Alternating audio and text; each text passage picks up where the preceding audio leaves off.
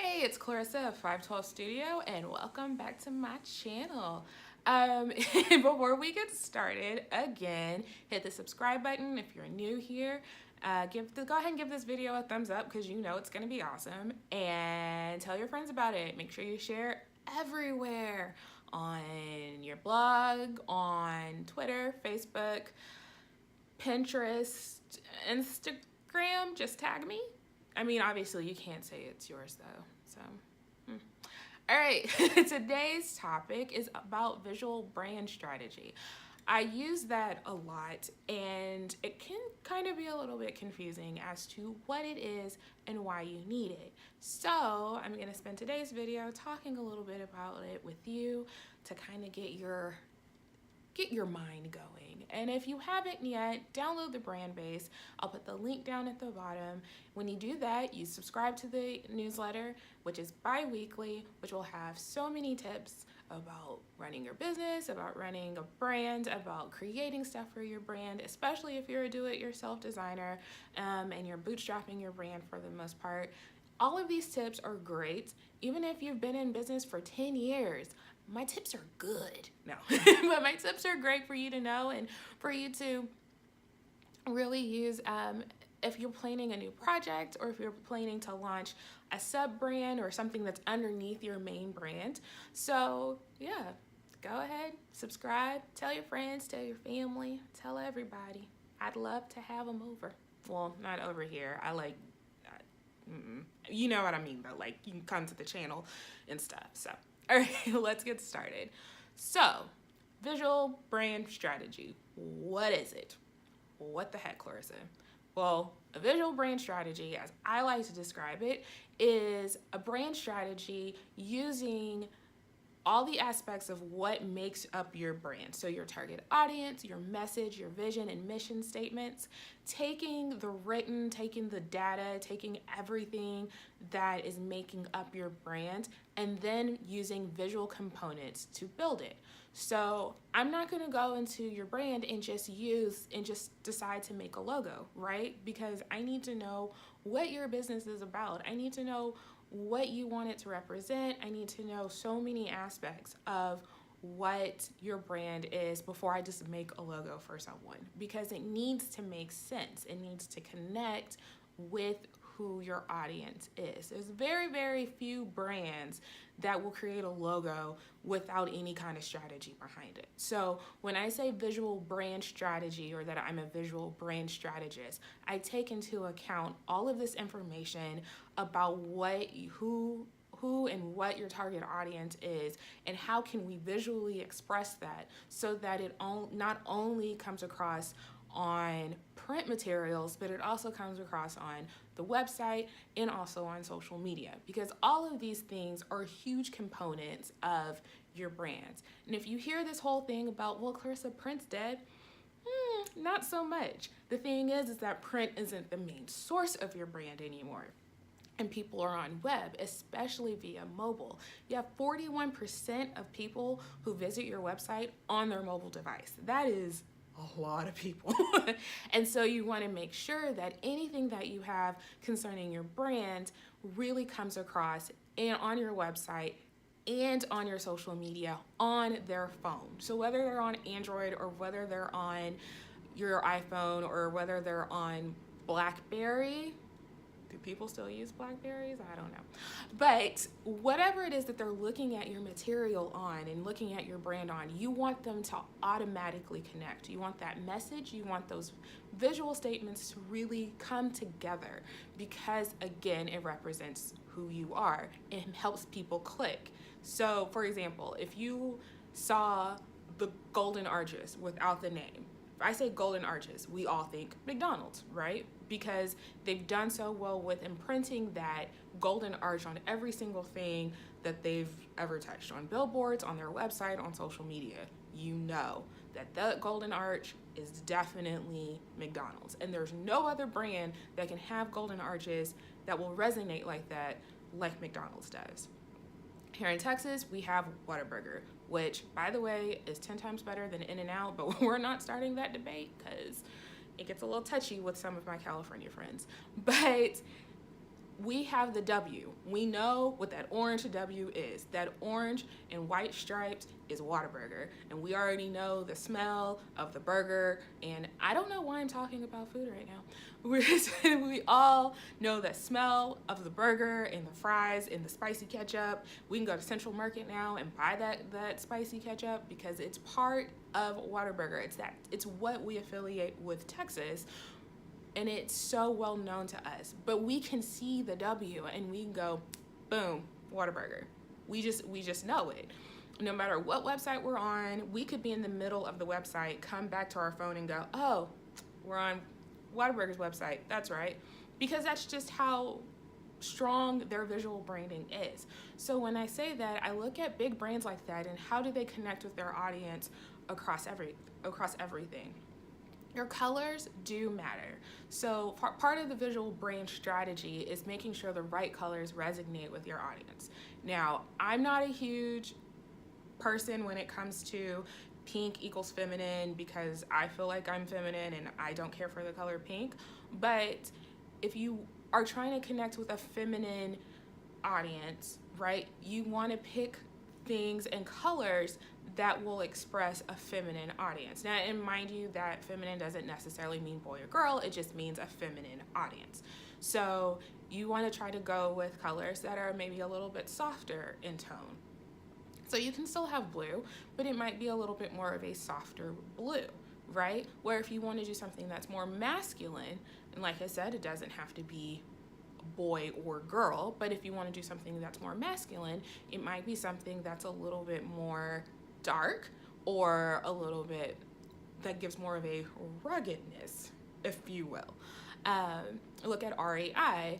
They aren't necessarily catering to just masculine or just feminine, but because they are more wilderness, because it's more about being outdoors and more about the outside and all these things that I should probably attempt doing, but it's 100 degrees here. They're not going to have anything that's more soft, but their colors are still kind of more of an earthy, more of on the darker end of the color spectrum, right? So when you think about your colors and you're thinking about your audience, it's good to put those two things together. Now, we also think about fonts. Depending on what you're doing and what the name of your brand or business is, your fonts do matter. One, you want to make sure it's easy to read, and two, you want to make sure it does fit with your audience. Now, I always tell you, and I tell everybody, throw away Comic Sans. You don't need Comic Sans, you don't need Papyrus, and you don't need Scriptina. You don't need those three, because just because it's Roman inspired or Greek inspired or Mediterranean inspired, it doesn't mean you have to use that one font. There are so many ways and different aspects for you to bring that across. However, Papyrus is the easy default to do that. So Comic Sans, people say they like using it because it's kid friendly, but there are so many ways, such as maybe using bright colors for the font or using rounded fonts, if that makes sense, to bring that across. But Comic Sans also kind of makes your brand look like a joke nowadays because the font's kind of a joke, so you don't want to have your brand come across as being a joke. So this is why I love putting together the font guides, especially using Google Fonts, because Google Fonts are available for everybody. 99% of the time, they're already in whatever platform you're going to use for web. And if you're doing marketing via email, such as like using MailChimp or ConvertKit, those Google Fonts are already embedded, and then they already have a default just in case that person doesn't have a particular font on their screen. So this might be going over some of your head, and I'm sorry. Let me simplify it and bring it back. Visual brand strategy is a lot more than just, I'm gonna make something look pretty. And to anybody that's been in marketing, any fellow designers who understand that making it look pretty is probably the worst thing to say to us because there's so much thought and strategy behind building a brand. So what we wanna do is we wanna make sure that at the end of the day, when we roll out the product, we can say, yep, that's exactly what I wanted to say. I think the color matches this. I think our audience will love that we have these particular set of photos, we feel like it represents them. Which brings me to another point. Picking out stock photos, whether you're using Shutterstock and paying a particular amount per month, or you're using something like Unsplash, which is royalty free for both commercial and personal use, you want to make sure you put the right mood board together so that your photos are interacting and connecting with your audience. Strong visuals really make a huge impact. One thing that I love to do on Unsplash specifically is to put and curate different boards with different moods and different meanings. I also love to make sure that it's interactive. I don't want your typical standard stock photo. I want to see two people interacting. I want to see one person interacting, because I want my clients and I want to build a visual representation that reflects their target audience, whether they be Middle Eastern or part of the LGBTQ community, or there's not really a gender identity to them. Whatever the case is, I want to showcase that for my brands. And so what I did was I started to create boards, and I said, hey, all right, I want to make sure that I have access to, if we're doing something about love for Valentine's Day, right? And they need a special campaign for their social media, I want to make sure that I can pull images that represent love in all different ways other than your standard what looks good couple, because there are so many types of couples out there, and it really does speak to their target audience. And I want to keep saying target audience. I know it sounds repetitive, but when I keep talking target audience, it's something that you want to keep in mind. As a business, as a blogger, as a brand, whatever you want to call yourself, you are identifying and making yourself human for your audience. Nowadays, we love people that are human. We love being able to connect with them. My hope as I make these videos is that you feel like you're talking to a friend and not talking to some like hoity-toity art director, because I don't even think I am. But and that's part of what 512 Studio is about. For me, I want humans connecting with humans. And it's so important for brands to understand that they have to be human. It's not so much now that you're this big business and you're trying to get their money and then that's it, right? You are a human behind the brand, and you want to make them connect with you in a way that they feel comfortable coming to you, and they feel like, okay, I am enjoying this product in my home, not only because it's a good product, but also because they have these great moral backgrounds and moral values, for lack of better words, but they're really connected with me. Like, I felt that, you know what I mean? If you even look at like IBM, there's so many commercials and so many products that maybe you wouldn't buy in your home, but you look at the commercials and you get a little teary-eyed, like right here, you just, wipe that off, because they learned how to connect with you on a personal level. And a lot of Super Bowl commercials over the last 2 years have done that, because they know that we are craving more of a human experience. And that's what your brand needs to do.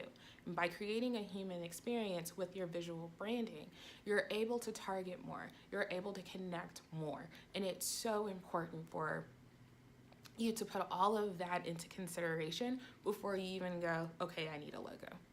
Because if you have everything laid out, if you have the target audience, how you want to connect with them, how, even an idea, even if it's not solid, but if you have an inkling about, okay, I want to connect with my target audience by, making sure that my language is approachable. We want to sound fun, even though we're, this is a nonprofit, but we still want to sound fun. We want people to know that we care about helping other people, right? When you have those basic ideas down, the visual part of it, the visual branding of it comes in and puts all of those things that you want together into visuals. Like, it makes it more approachable. It's like, oh, okay, I have this idea in my head and now I can touch it. It makes it more tangible. So visual brand strategy is so important, because the more tangible your brand can be, whether it's figuratively or literally, it means that you will have more of a brand loyalty and the foot traffic. And when you have that, you can, as a business, as a brand, as a blogger, make more money.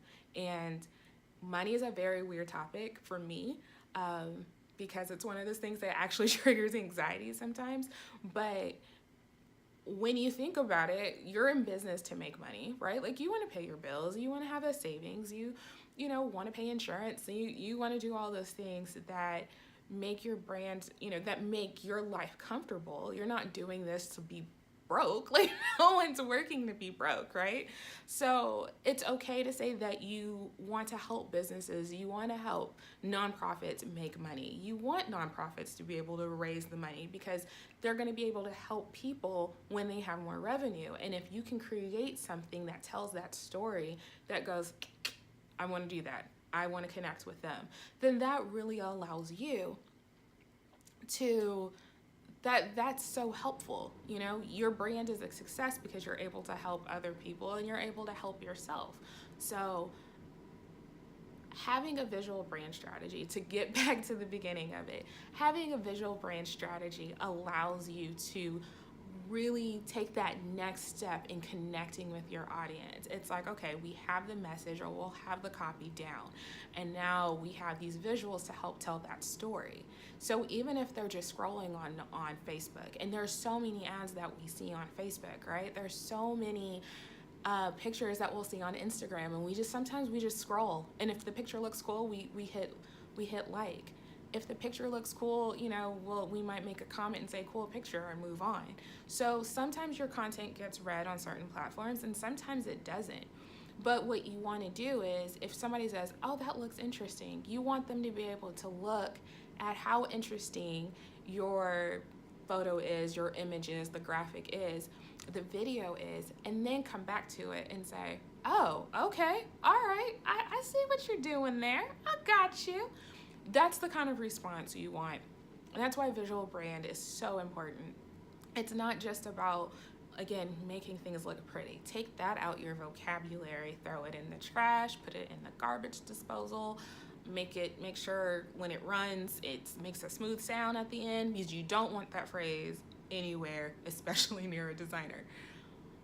When you have a very strong visual brand, you are able to humanize yourself, and you're able to connect your message, what the meaning of your brand is, to your brand audience, or to your brand audience.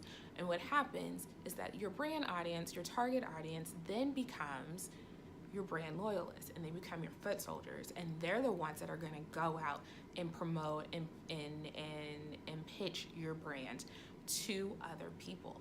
And that is how you get the rotation, you get the brand loyalty. That's how you get the profit. That's how you get the connections with other brands, and you start, you know, I love the community over competition, because having a strong brand then allows you to go and make that community with other people that you seek. So what is visual brand strategy? Visual brand strategy is visually taking the idea that you have, the plan that you have for your brand, creating a strategy that then connects your business to your target audience, and bringing that to life across print, web, and digital. And by digital, I do mean ebooks, I also mean social media. So if you have any questions, have any comments, leave them below. I'll be glad to answer them, to connect with you more about it. If you need help more about how to build that visual brand strategy, download the brand base, download the resources in the library. And if you have any more questions, again, leave them in the comments, and don't forget to hit subscribe and give it a thumbs up, and we'll talk soon.